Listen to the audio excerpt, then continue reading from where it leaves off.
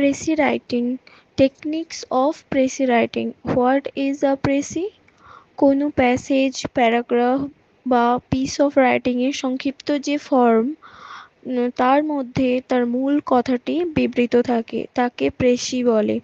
প্রেসির plural হলো প্রেসিজ। এটার spelling হয় PRECIS। এটা সিঙ্গুলার ফর্ম, এটাকে প্রেসি বলে। আর আমরা যখন এর প্লুরাল বলবো তখন এটা প্রেসিজ উচ্চারণ করব, সেম স্পেলিং হয়। Why is it needed?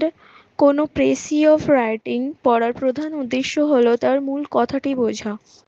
সুতরাং তার মূল কথাটি অল্প কথায় প্রকাশ করার ক্ষমতাও ওই বুঝতে পারার একটি অংশ। এজন্য পরীক্ষায় প্রেসি রাইটিং এর উপর প্রশ্ন থাকে। কোনো কিছু পড়ে তার সার কথা ভালোভাবে বুঝতে পারলে এবং তার সংক্ষিপ্ত, সুন্দর এবং নির্ভুল কায়দায় লিখতে পারলে একটি ভালো প্রেসি লেখা যায়। এতে পরীক্ষায় যে ভালো নম্বর পাওয়া যায় তা তো বলাই বাহুল্য।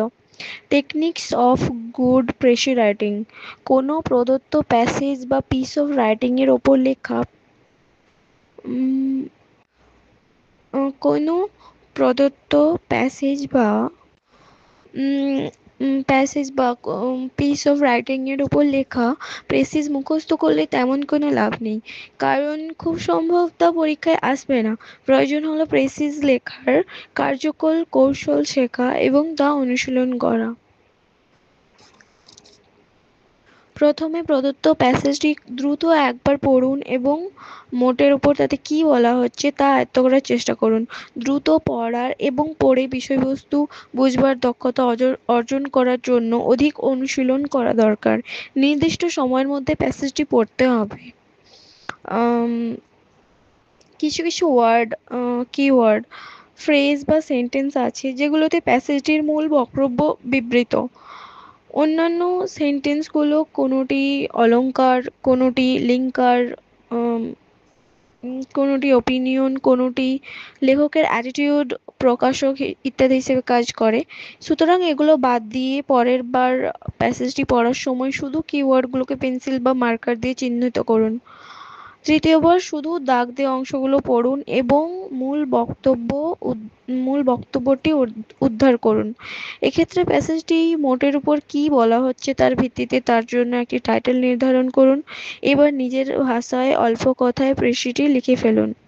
প্রেসিতে মূল প্যাসেজের কোনো ওয়ার্ড, ফ্রেজ, সেন্টেন্স থাকতেও পারে, নাও থাকতে পারে। পরবর্তী উদাহরণগুলোতে এই কৌশল প্রয়োগ করা হয়েছে। আম, লেখাকে পাকা করে তুলতে কিছু কৌশল যেন আবশ্যক। আহ, তো আমরা এখানে অনেকগুলো স্যাম্পল অফ প্রেসিস পড়বো এবং সেটা কিভাবে আনসারটা করেছে সেটা বোঝার চেষ্টা করব। এখানে একটা প্রেসি দেওয়া আছে যেটা হচ্ছে, this is the answer to the question, what is the aim of education? Well, its aim is to know the first rate in any subject that we study, with a view of achieving it as nearly as our powers allow. If we could fix this firmly in our minds, we should not stumble through a variety of lessons, lectures, and books like a drunk man, only partially aware where we are or what we are doing. We should cease to think what we go to school or college to pass examinations or to secure degree or diplomas or to satisfy our teachers.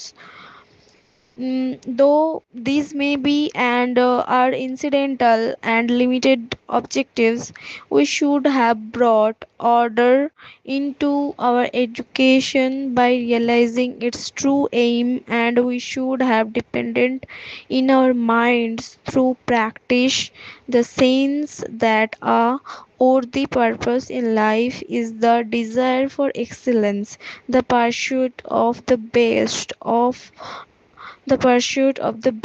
or the first rate. The goal of education. This should be the title. Preci.